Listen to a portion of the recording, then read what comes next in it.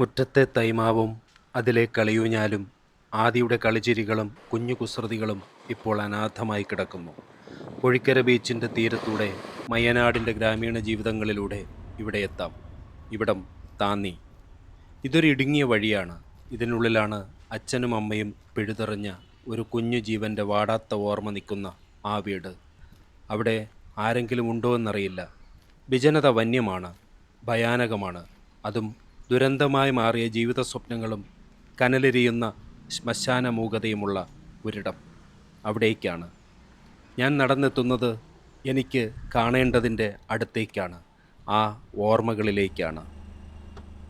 ഇന്നലെ 2025 മാർച്ച് 19 മയ്യനാട് എന്ന ഗ്രാമം പുലരുമ്പോൾ ഈ നാടും നാട്ടുകാരും ഞെട്ടിത്തെറിച്ച ഒരു വാർത്ത.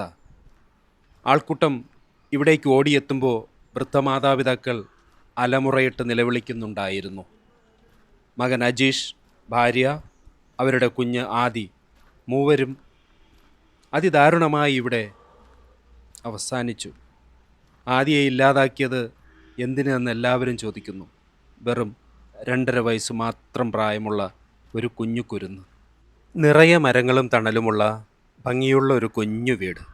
വാടകയ്ക്ക് വീട് കൊടുത്ത ആ ഒരാളിനെക്കുറിച്ച് ആരെങ്കിലും ഓർത്തു കാണുമോ ആവോ? 3 ദുർമരണങ്ങൾ നടന്ന വീടും പരിസരവും എന്നല്ലേ ഇനി ആൾക്കാർ ഇതിനെക്കുറിച്ച് പറയുക? ഇവിടെ ഞാൻ വരുമ്പോൾ ഞാനും താഴെ ശോകചിത്രങ്ങൾ വരച്ചിടുന്ന നിഴലും മാത്രം. കത്തിയെരിയുന്ന വേനൽ ചൂടിലും ഈ പരിസരം സ്വച്ഛസുന്ദരമായി തോന്നി. ഇളം കാറ്റിൻ്റെ തണുപ്പിന് ഇന്നലെ വരെ ഇവിടെ നിറഞ്ഞ കളിച്ചിരികളെക്കുറിച്ച് പറയാനുണ്ടാവും. അവർ മൂവരും വളരെ സന്തോഷത്തോടെയാണ് ഈ വാടക വീട്ടിൽ കഴിഞ്ഞത്. മോൻ്റെ കുടുംബത്തോടൊപ്പം വയോധികരായ ആദിയുടെ മുത്തശ്ശിയും മുത്തച്ഛനും ഉണ്ടായിരുന്നു.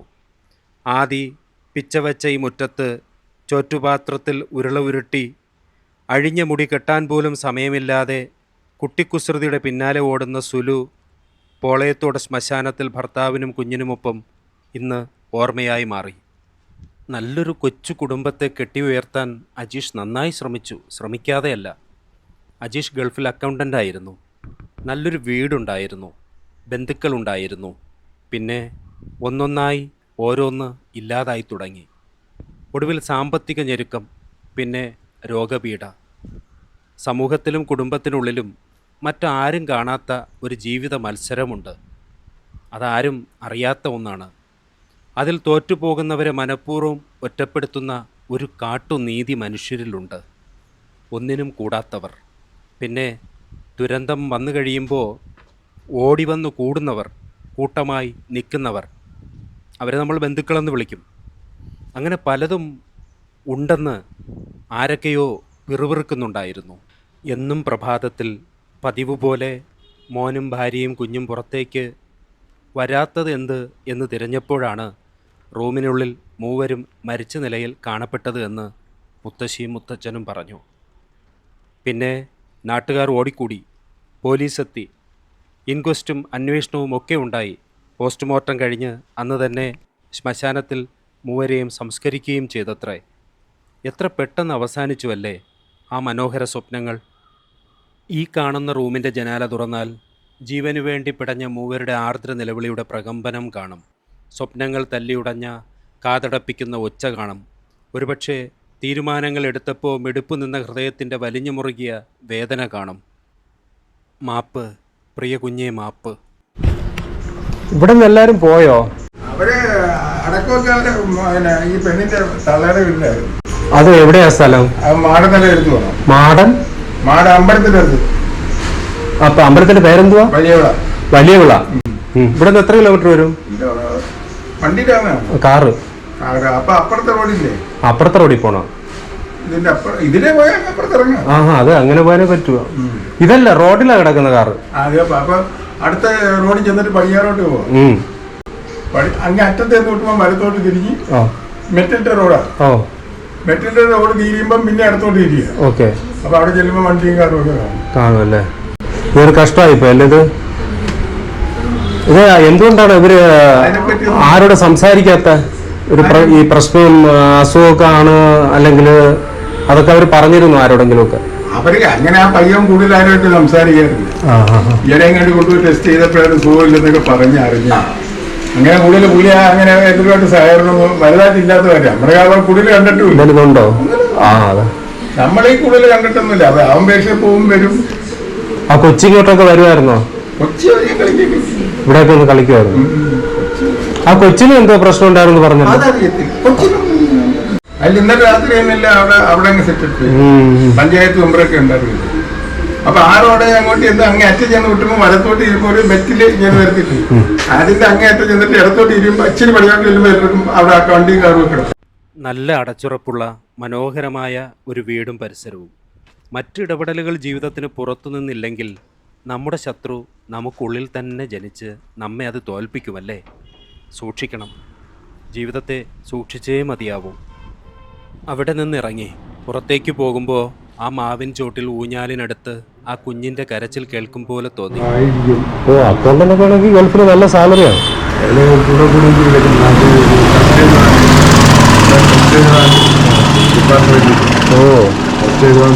കുഞ്ഞിന്റെ ആരോഗ്യസ്ഥിതി മോശമായിരുന്നു.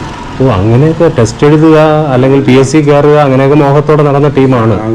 അങ്ങനെയുള്ള ഇതായിരുന്നു. ആ പെൺകുട്ടിയും അങ്ങനെ വിദ്യാസമ്പന്നയാണോ? അത്രയൊന്നുമില്ല. അതും ഒരു പാവപ്പെട്ട വീട്ടില് അതിനും സാമ്പത്തികമായിട്ടൊന്നും നേട്ടം. അതിനാഴ്ചകളാണ് അവർക്കുള്ളത്. അവര് സെയിമാണ്. അയാളെയും വീട് വിറ്റ് ഇയാൾക്കും കടം തീർക്കാൻ പറ്റാതെ പെണ്ണിനെ കെട്ടിച്ച കടം, വീട് വച്ച കടം, ഗൾഫിലേക്ക് പോയ കടം, വണ്ടി വാങ്ങിയ കടം, വാടക, ചികിത്സാ ചെലവ്. തലവേദനിക്കുന്നു. ചേട്ടൻ എന്തൊക്കെയാ വഴി പറഞ്ഞത്? തെക്കോട്ട്, പടിഞ്ഞാറോട്ട്, വലത്തോട്ട്, ഇടത്തോട്ട്, ടാറിട്ട വഴി, ഇടാത്ത വഴി. നമുക്ക് പോകാം. മാടൻ നട ക്ഷേത്രം നോക്കി പോകാം. വലിയ മാടൻ നട.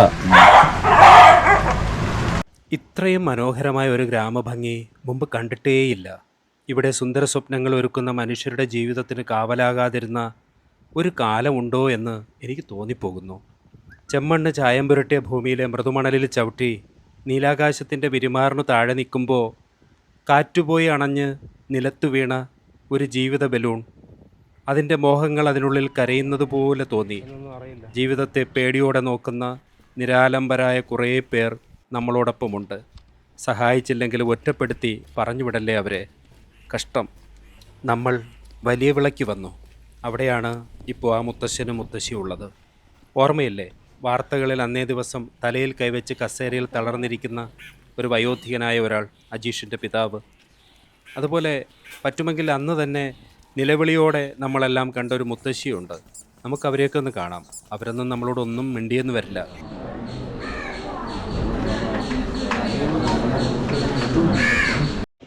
ഇതാണ് ഞാൻ പറഞ്ഞ ആദിയുടെ മുത്തച്ഛൻ. മുത്തച്ഛൻ്റെ പേര് പറയാൻ കാരണം കുട്ടികളോട് ഏറെ വാത്സല്യം ഉള്ളവർ അവരായിരിക്കും എപ്പോഴും, എല്ലാ വീട്ടിലും. ആ വീടും വാടകയ്ക്കാണ്. അവിടെ അടുത്ത ബന്ധുക്കളും അകന്ന ബന്ധുക്കളുമുണ്ട്. മിണ്ടുന്നവരും ദീർഘകാലത്തിനു ശേഷം കണ്ടിട്ടും മിണ്ടാത്തവരും ഉണ്ടാകും. എല്ലാം മായ്ക്കുന്നത് മരണം മാത്രമാണെന്ന് വിശ്വസിക്കുന്നവർ. പരസ്പരം തണലാവാൻ ഒരു ഉറുമ്പിന് പോലും ബുദ്ധി നൽകിയ ഈ പ്രപഞ്ചം മനുഷ്യനെ മാത്രം അത് പഠിപ്പിച്ചില്ല. മസ്തകത്തിലേറ്റ മുറിപ്പാടോടെ തളർന്നു വീഴാനൊരുങ്ങുന്ന കാട്ടാനയെ മറ്റൊരു കാട്ടാന തുമ്പിക്കൈ കൊണ്ട് ചേർത്ത് പിടിക്കുന്ന ഒരു ഫോട്ടോ ഓർത്തുപോയി. എൻ്റെ വീട്ടിൽ അടുപ്പിൽ രുചിക്കൂട്ടിൻ്റെ ആവി മണമുണ്ടാകുമ്പോൾ അയലത്തവൻ പട്ടിണിയിരുന്നെങ്കിൽ എന്നാഗ്രഹിക്കുന്ന ഒരു മനുഷ്യൻ ഇന്ന് അധികം പേരുണ്ട് എന്ന് തോന്നുന്നില്ല. എങ്കിലും ഉണ്ട്.